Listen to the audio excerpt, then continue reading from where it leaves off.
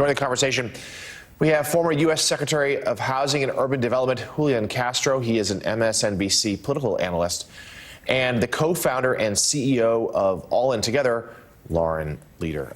Lauren, talk about the numbers. I mean, it's interesting to hear Tom Homan really resisting the idea of putting any numbers on this, but to some extent, numbers do matter. Every president has deported some people during the course of their administration. Barack Obama famously deported actually more people than Donald Trump has done. There have been numbers floated of up to 1 million per year for the next 4 years of the Trump administration, which would far outstrip previous presidents and would get us beyond the idea of just deporting people who have committed crimes outside of being here illegally. So where do you, have you heard anything more on actual numbers, and how important are the numbers, do you think? Well, they are important, but I don't think they know, and I think he's equivocating for a reason, and that is that there are just vast amounts of sort of unknowables. First of all, we don't know the extent to which governors and state law enforcement will or will not participate. I think that's going to depend a lot on what they're being asked to do. I think Democratic governors are in a really complicated position because on the one hand, they certainly don't, most of them certainly would not agree with family separations. On the other hand, they're also under pressure from their own constituents around safety and crime.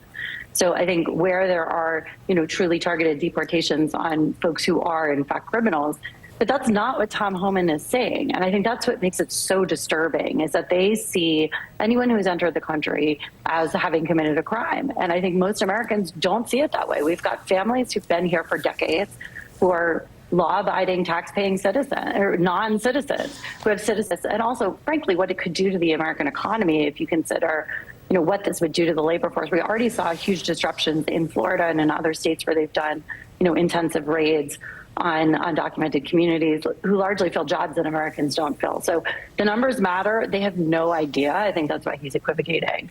And this is going to be a lot of chaos for the next few months if they're serious about this. So, Lauren, President Biden has deliberately sort of been off stage since the election. He's delivered a few speeches meant to burnish his legacy, certainly still conducting foreign policy. But aides have made a deliberate choice. He's an institutionalist. He doesn't want to be seen as getting in the way. But aides say that he will be more present in his last few weeks of his term. What would you like to see him do here, particularly as we just talked about, the fact that so much potentially is going to change for this nation come noon on January 20th. What can President Biden do between now and then, those 3.5 weeks, to ready the nation, prepare us for what's coming? That is such a hard question, Jonathan, because I'm not sure there's a good answer. I mean, the fact is that many of the actions that President Biden has tried to take have been overturned by the courts. I mean, certainly, like any action that can be taken to try to protect dreamers in a more significant way, I think is going to be important. I'm not sure what other choices he has. The courts have limited his power on that front. It'll be really interesting to see if there are additional kinds of clemency and other, pardons that he does in the last few days. But yes, he's been exceptionally quiet. I also wonder, since you mentioned foreign policy, the extent to which he may try to secure some additional arms and aid or accelerate at least the delivery of those things to the Ukraine, knowing that the Trump administration seems unsupportive of, Ukrainian sovereignty and the Ukrainian prosecution of the war against Russia. So, look, I mean, I think the biggest issue is whether or not Biden is going to make any progress on getting the Israeli hostages out before he leaves office, which I'm sure is weighing heavily on him.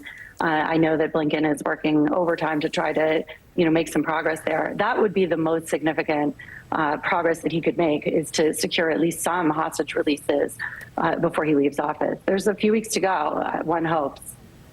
And Lauren, back to you also for the idea of Vice President Harris. We talked about her earlier in the show. There's a new photo book out here. Talk to us about how you see her legacy, the history that she made over the past 4 years, even if she didn't quite win the Oval Office. I've really been thinking about this because I think in a lot of ways, the fact that she did lose the election has overshadowed what was so extraordinary and important about her accomplishments as the first female vice president. And I think history is going to look kindly on her term. She was an extraordinary advocate on issues that matter to women in ways that we have never seen before. And I think, like many women, and really anyone who is the first, who is a trailblazer, they carry an extra heavy load, and the burden is, really upon them. It is an incredibly difficult road to, path to walk, but she's done it with grace. I think she's made some really important strides on behalf of women in the country. I think the ways in which especially she's defined the abortion rights issue as a freedom issue in this time will be looked back on as defining. And I hope we, take a moment to acknowledge her extraordinary history-making contributions and not just, leave her sole legacy as having lost the presidency, because there's so much more that she's accomplished in her time.